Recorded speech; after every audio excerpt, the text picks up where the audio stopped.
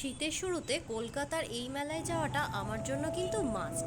শুরু হয়ে গেছে কলকাতায় হস্তশিল্প মেলা, চলবে কিন্তু আর মাত্র এক সপ্তাহ। আমি আজকে চলে এসেছি বরকে নিয়ে, সাথে করে ঘরের টুকটাক কিছু সুন্দর জিনিস কিনতে।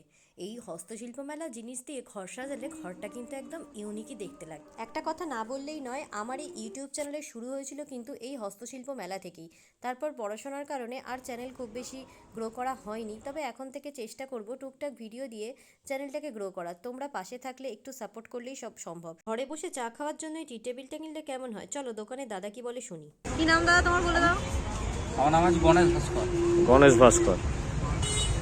একদম সামনে গেট দিয়ে ঢুকেই যেখানে বাইকগুলো রাখা হচ্ছে তার ডান দিকে। আর দামও অনেক রিজনেবল প্রাইসে, ভালো দামও দেয়। হ্যাঁ, খুব রিজনেবল প্রাইসে ভালো জিনিস দেয়। যাই হোক, চলো এবার মেলার ভেতরে ঢোকা যাক। মেলার ভেতরে ঢুকতেই কাঠের সুন্দর সুন্দর জিনিস বিক্রি হলো। আমি একটা ননস্টিকের কড়ায় রান্না করার উপযুক্ত সুন্দর কাঠের খুন্তি কিনে নিলাম। তো গোটা মেলা জুড়েই ছড়িয়ে হাতে তৈরি নানা রকমের জিনিস। এই জুতোগুলো কিন্তু বেশ টেকসই হয় আর সস্তায় পাওয়া যায়। আমার একটা আছে, অবশ্যই ট্রাই করতে পারো।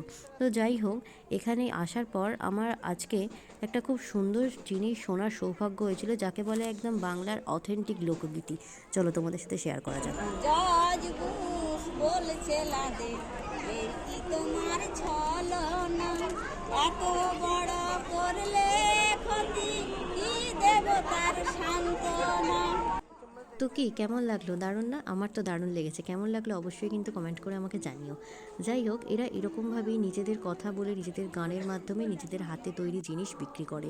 আর আরেকটা সবথেকে বড় কথা কি, যখন থেকে হস্তশিল্প মেলা শুরু হয় শেষ পর্যন্ত কিন্তু ছেলে মেয়ে বাচ্চাদের সাথে করে নিয়ে এসে এরা এখানেই থাকে এবং নিজেদের জিনিস তৈরি করে মানুষের চাহিদা মতো বিক্রি করে। এটা একটা ইউনিক জিনিস, এবছর পছন্দ হলো, কিনলাম। যাই হোক, এখন আমরা এসে গেছি আমার সেই সব থেকে প্রিয় স্টল, পুরুলিয়ার মুখোশের স্টল। বাড়িতে সেরকম জায়গা এখনও করা হয়নি, তাই কিনে উঠতে পারলাম না।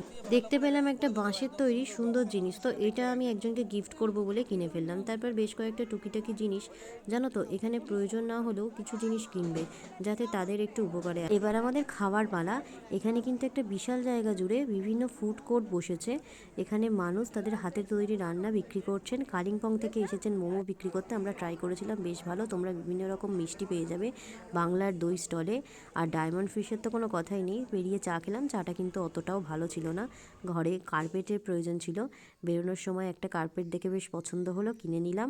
এতক্ষণে দেখছি বর্মশাই তার পছন্দের জিনিস একটা চয়েস করেছেন বিছানার পাশে রাখবে বলে। যাই হোক, এটাকেও কিন্তু আমি বাড়ি নিয়ে এসেছিলাম। ভিডিওটা কেমন লাগলো তোমরা অবশ্যই জানিও, আর পারলে একবার মেলা থেকে ঘুরে এসো। আজকে টাটা।